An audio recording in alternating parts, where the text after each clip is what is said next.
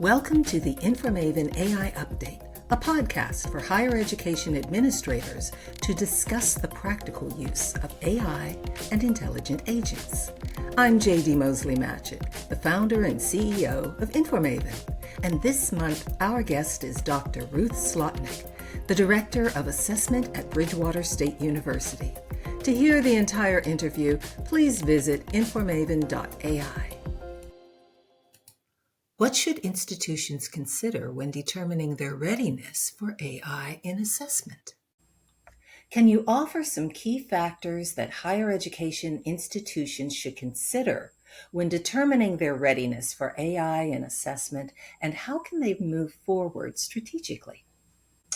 I listen to a lot of podcasts, and I hear a lot of people talk about policy, no policy. Even at the AAC&U January meeting, I did a session with Peter Shea and Devin Walton, and there was some concern about, do we create a policy? Is too much of a moving target? And it's important to keep some clear boundaries to not only help the institution understand what is its boundary around generative AI, but to help the faculty understand what is its boundary around AI, and to help students understand what are their boundaries around AI. And there was a recent article written about, where is the line?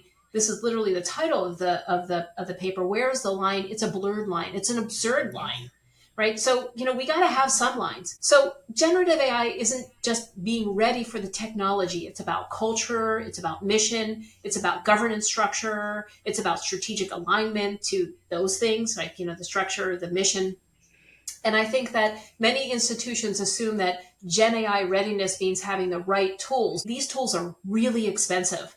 That's a huge barrier. So my observation is that many universities are generally interested in innovation, but they're struggling with how to operationalize it effectively. I don't have a clear answer on just how to get started, but I do think that, as Peter Shea says, and he observed in a study on institutional Gen AI readiness, he said the gap between expressed enthusiasm for Gen AI and actual implementation reveals deep structural resistance to change in higher education. And I think this is particularly an important point when it comes to unionized environments.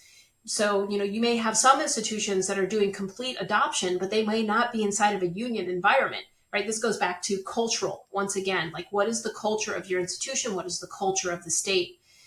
I also think that this is kind of an interesting thing. When we didn't expect COVID, but AI has been talked about for decades. I've got books all over my room here about, AI and sort of how long it's been kind of in the works. And it's almost like we kind of got bowled over by generative AI as if it was something new.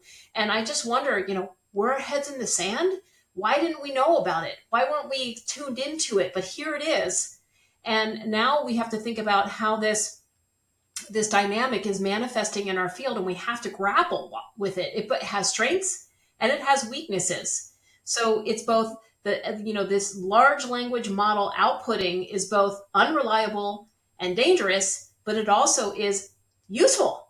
So trying to figure out how to work inside of this paradox, especially for assessment professionals, we have training. We know what precision and accuracy are. So I think that readiness has sort of this culminating effect where first you got to look at cultural readiness, and specifically in terms of assessment professionals, you got to have some interest in getting ready. And that hesitancy is not going to work well for our field. It could actually hurt you if you're hesitant in using the technology. Then, we need to think about the governance and policy readiness. And I ask, where is the assessment professional at the table for those conversations? And in some cases, there's no place for the assessment practitioner at the table because either A, they haven't been asked, or the institution doesn't know to ask, or for some other reason, the assessment professional isn't part of those conversations. So wherever possible, like for example, in my own work, I create my own policy for my office, and we live inside of that policy, even though policy hasn't been given to us yet institutionally. Also, operational readiness. Where does Gen AI fit into existing assessment workflows? So again, Right now, mostly my work in terms of generative AI has been in my own operational power, how I might use it for survey work, how I might use it for memo writing, how I might use it for report writing, how I might use it for accreditation purposes. But at some point, I need to cross over into how am I working with faculty related to the technology. And some institutions and assessment practitioners are already there. And some of us are still just in the operational space in terms of what is in the locus of our control. I will say that at our institution at Bridgewater, we're offering some mini grants for faculty to apply to tell us about use case scenario. And it can either be a probing project, one where like they've either eschewed the technology or they've been thinking about it, but they haven't had the right motivation to go there. And I feel like at least at Bridgewater State University, in my role for over almost 11 years, I've created a street credibility, trustworthiness. Faculty know that if they experiment in our space with assessment, that space is it's a close relationship to build fluency and build readiness. On the other hand, faculty can also apply who have been doing things with the generative AI space and share it with us. We'll do use case scenario sort of interviews at the end, and then we can package that up and send it out to the faculty for consideration.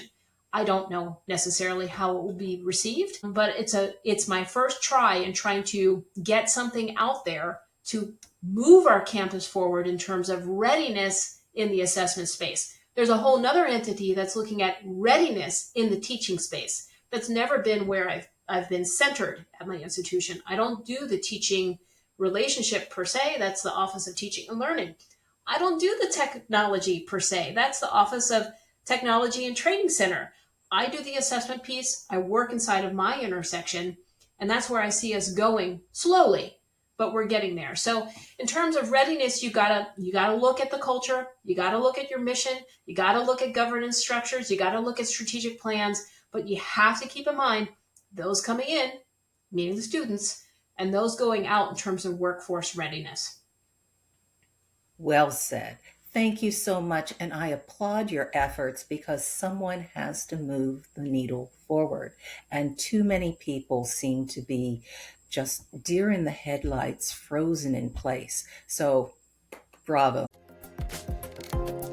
Please visit InforMaven.ai to hear the entire interview.